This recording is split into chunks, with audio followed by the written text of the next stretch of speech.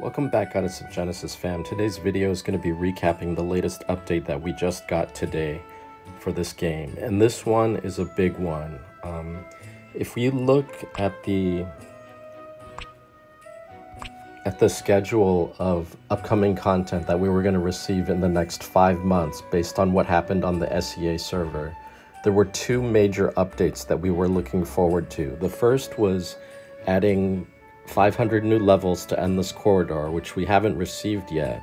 And the second one was getting Imperium Island Conquest, which we happened to get with this update. So we were originally expecting to get Endless Corridor before getting this update, but instead they're giving us Imperium Island Conquest a bit earlier than we expected. So this is one of the, most anticipated game modes that we're going to get in the next 5 months. The other being the 500 levels of Endless Corridor. So what is Imperium Island Conquest? Since that's kind of a mouthful, I'm just going to call it Blimps. It's a new game mode that involves airships. And essentially it's like a PvP game mode, but there's no actual like PvP combat. So if you're not a huge fan of like fighting human players in PvP, this could be a really good mode for you because the combat is actually all animated and kind of happens in seconds. So there's no controlling of heroes and spells and things like that. This is a pretty strategic mode. So first of all, it's only available if you're in a guild that's level 4 at least. So it's only available as a guild event.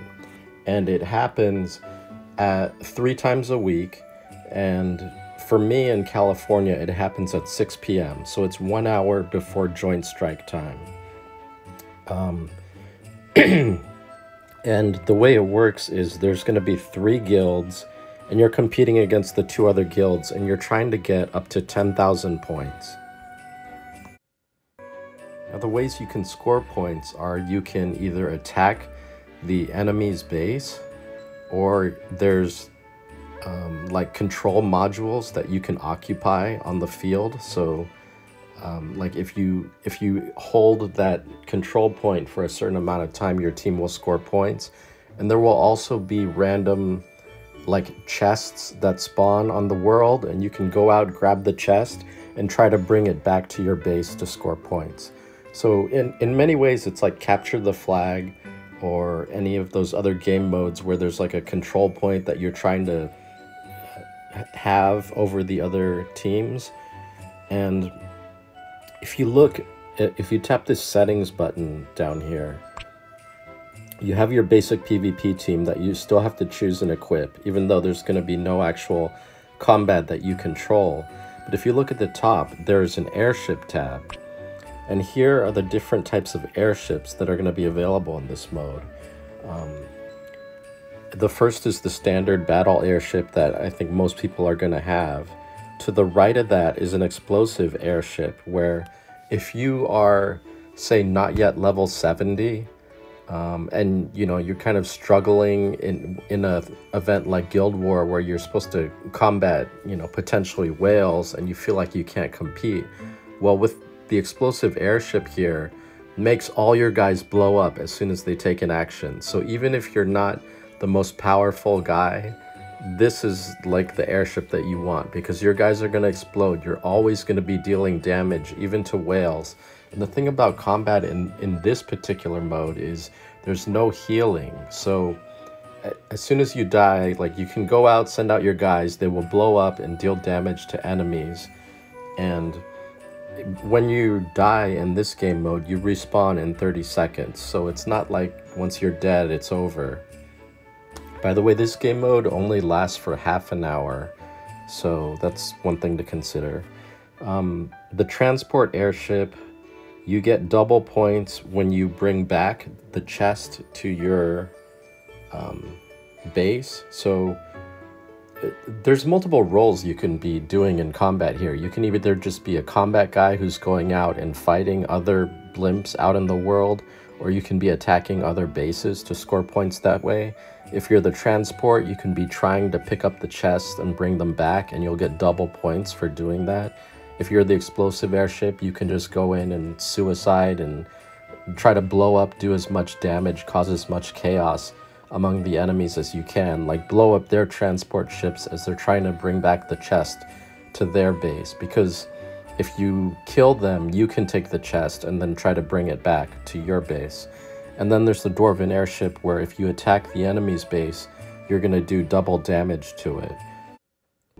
Now the thing about this mode is, when you first start, you only have the battle airship available, and if you look, the other 3 airships have a red text in the lower right that says unlocked through guild airship tech, and you're like, what does that mean, right? So if you back up and hit the guild ability button in the lower right here. By the way, another update that we should be getting is an upgrade from level 10 to, I believe, level 20 in guild abilities. We should be getting that any second, but it, like the Endless Corridor, seems to be overdue. So it could drop tomorrow, it could drop in 2 months, but at some point you're going to want to save your guild contribution points so that you can upgrade, for example, your speed to level 20 here when that comes out. But if you look, there's now a new tab at the top for airship, and if you tap on it, you can also spend your guild contribution points here to unlock the other airships. So if you want the explosive airship, I think you have to upgrade, what is it, the battle airship 5 times? So let me just do that here. I'm watching all my contribution points go away. So now I can have the level 1 explosive airship, and here, yeah, I think you have to just keep going. So do I have the points to do this, to actually unlock all the different airships? I don't know. I'm gonna have to look at how many points I have, as well as wanting to save some in case I need to boost my speed. But depending on the type of role you want to play in this mode, you're going to want a certain airship. So for example, if you want to be the transport person, you want to get the transport airship so that when you bring the chest back, you're scoring double the points. Or if you're going to be the whale and just want to attack the enemy base and do as much damage as possible, you want to do the Dwarven airship because that's going to do double the points there. Or if you're not as powerful, maybe you want to get the explosive airship and just cause as much chaos as you can. So that game mode is coming out, and it should be pretty fun. It's something to look forward to. I'll probably be doing a separate video on it after I spend a couple attempts going through it and seeing what the different roles are.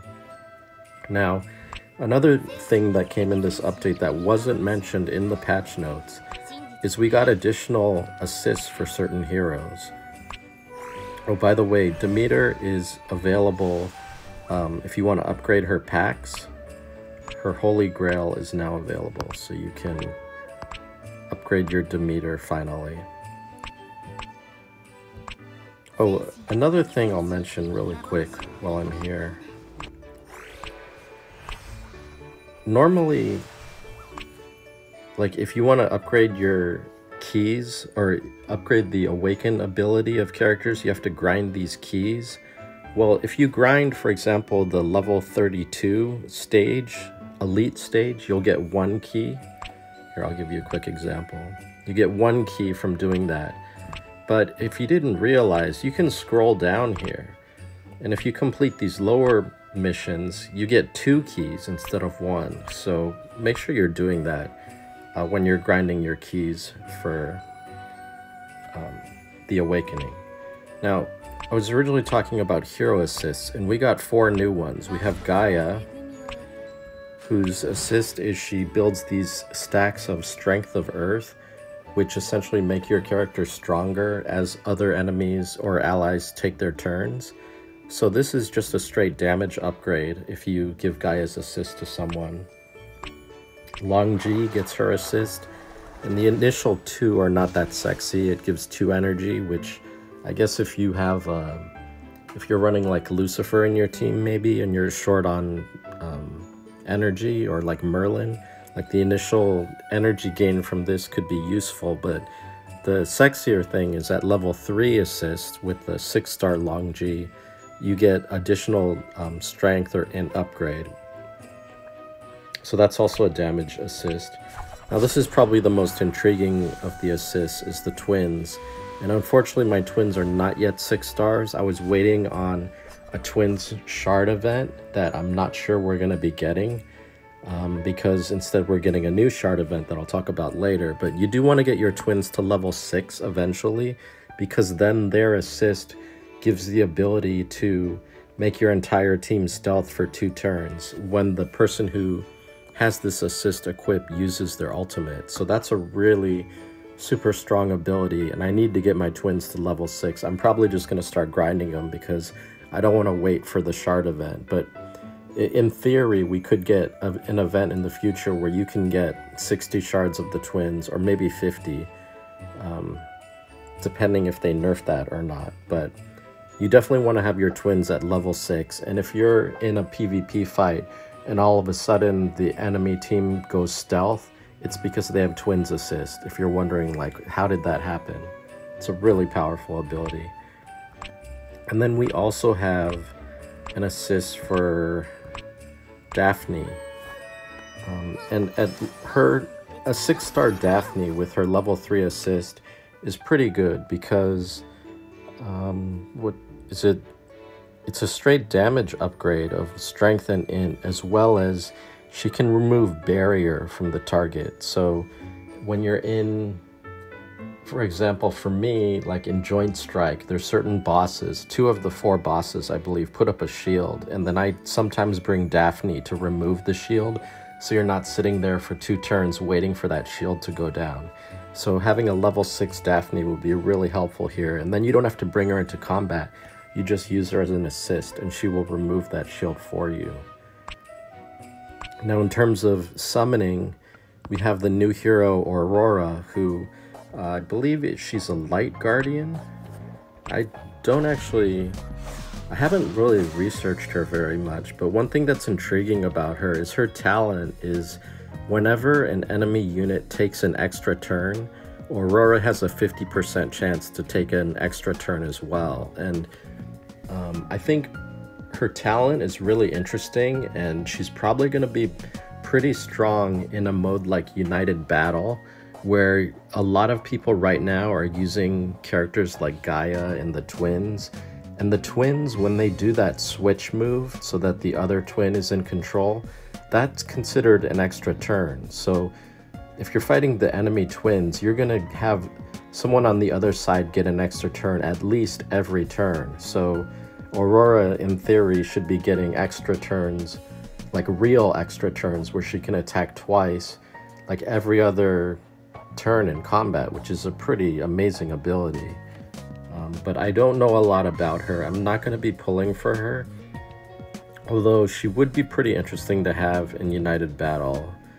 I'm like tempted, but I'm saving up my summoning for a future Joan Demeter banner, because I want to limit break my Joan and I want to level up my Demeter. So I feel like that's more important than Aurora, even though she could be potentially changing in the meta of United Battle that we'll see later tonight. One other thing that we got with this, there's also other summons. There is a Longji Garuda banner. Longji is a pretty strong hero. I'm raising my Longji right now at least to 6 stars. She's kind of like an upgrade over Freya, even though she's in the light category. Garuda, if you're building a fire team, I think he's going to be important to have, because he and Mulan are going to be like the 2 pivotal characters to have if you're building a fire team for Elemental Tower, or if you just really like having the red characters in general. There's also an equipment summoning banner for Broken Dawn. I don't normally recommend summoning on equipment banners, so I'm not going to be summoning on this one, but Broken Dawn is a really strong weapon to have for Endless Corridor and PvP. It's recommended you have at least 2 of them, and it'll also help your score in Holy Temple, whatever the mode is where you fight the bosses in the Guild War, or not Guild War, but the Guild event. Having 2 Broken Dawn can really boost your score in that mode. One other thing that we got is this Freya Shard event where you definitely want to go in and you want to grind these levels, and you can gain all these rewards from doing it. I'm probably going to be grinding this out in the next 2 days, so if you search for co-op, you're probably going to see me in here joining these missions. And then the reward is a free copy of Freya, so if you don't have Freya, get your free copy. She's a really strong hero, one of the best magic users in the game, and also one of the fastest. So I'm going to be definitely grinding this up in the next 2 days. And that's it for this event. Well, one other thing, we also got a new chapter of story missions here. So that's an additional content you'll want to go through, and you can use that when you grind the elite to get some more double keys per mission. And I will link in the caption some videos of Imperium Island content if you want to see it. I believe it's in Chinese though, so like I can't understand what's being said, but you can at least get an idea for what the game mode is going to look like if you want to preview it and you want to decide which type of role you're going to use in the Blimps game mode. Okay, good luck, have fun everybody.